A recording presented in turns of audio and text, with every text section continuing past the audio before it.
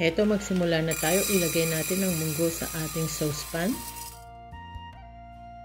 Isa sa mga natutunan ko ay ang paglalagay ng asin bago mo hugasan ng munggo. Ayan, nilagyan ko siya ng tubig at ating hugasan ng ating munggo. Ayan, i-drain naman natin. Alisin natin ang tubig. At another hugas na naman. Para sure ang ating munggo ay malinis bago natin lutuin.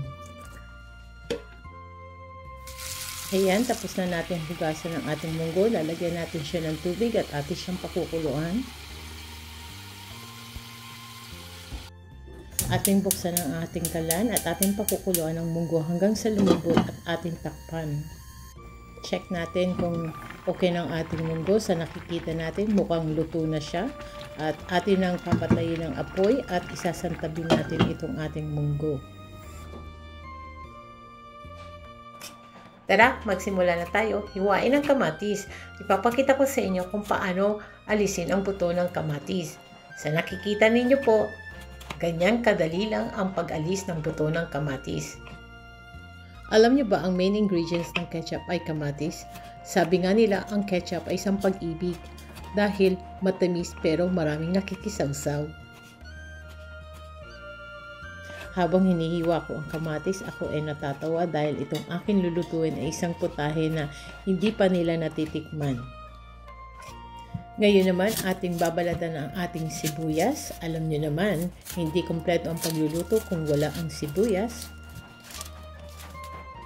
Tapos na nating balatan ng ating sibuyas, hiwain natin at bahala na rin po kayo paano ninyo hiwain ang inyong sibuyas. Alam nyo ba, ang sibuyas ay isa sa mga gulay na nagpapaiyak. Parang jowa lang kasi lagi kang pinapaiyak. Sunod natin ang paghihiwa ng ating bawang. Alam nyo ba guys, ang bawang pala ay parang puso lang yan dahil buo yan. Kaso, dinudurog lang ng iba. Ngayon naman, ating lagyan ng tubig ang ating kawali at ating ilalagay ang ating baboy at ating pakukuloan ito hanggang sa lumambot.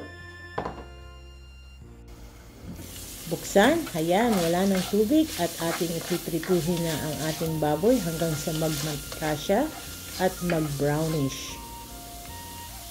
Isang tabi ang ating baboy, ilagay natin ang sibuyas at bawang. Hayaan lang natin silang maluto. Natin ang ating kamatis sa ating niluluto.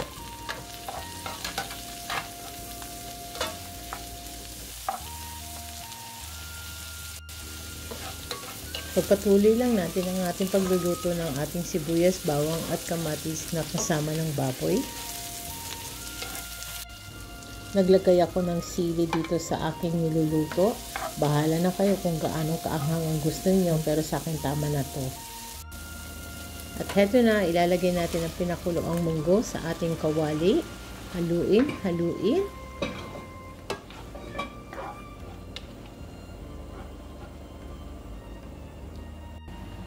Magdagdag tayo ng tubig sa ating munggo dahil feeling ko para siyang malapot. Pwede kayong maglagay ng mainit or cold water. Bahala na po kayo. Yan, haluin natin para mag-well combine ang ating munggo. Heto na po ang aking secret ingredients sa aking munggo, ang sinigang mix. Gulat kayo ano? Dahil ang munggo ay nilagyan ko ng sinigang mix. Well guys, sa totoo lang, masarap siya. I-try nyo. Walang mawawala kung magta-try tayo. Kaya nga nasabi ko sa inyo, is Crazy Baking Girl is going crazy. Buksan at ayan, kumukulo na ang ating sinigang na munggo at ilalagay naman natin ang spinach dahil wala po tayong dahon ng ampalaya or dahon ng malunggay dito sa UK. Kaya yan ang replacement po natin, ang spinach. Tatakluban po natin ito maya-maya para po maluto ang ating spinach. Buksan lang po natin at hahaluin lang natin ng sandali ang ating sinigang na munggo.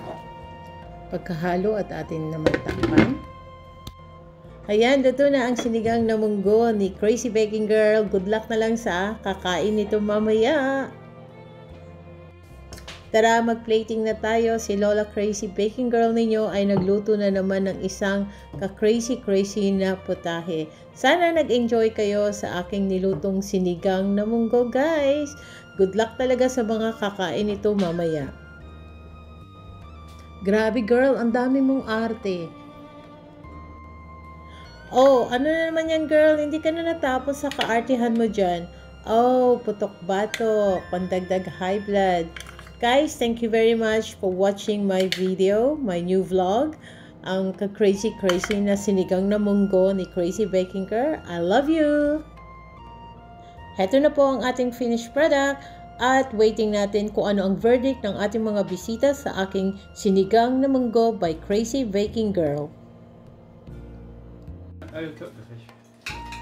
Okay guys, anong lasa ng sinigang na munggo natin dyan? Isa. Oh, ikaw Pogi. Sakto lang. Sakto lang. Right. Okay ma'am. New taste for me. Okay. Ako, first time ko ito nakain. Parang sinigang na munggo din, no? Oh. Sinigang na munggo nga. Sinigang nga kasi may medyo... Oh, masarap pala siya. Gayahin ko to. Yung isang gutom na natin. Alam ko na nagkitman to. Napakasarap. Masarap din. Para sa akin, okay na okay. Oh, yan. Oh, guys. Ang kalokohan ko sa sinigang na munggo, pinatikim ko sa mga taga-barko. So, ayan. Wala na rin yan.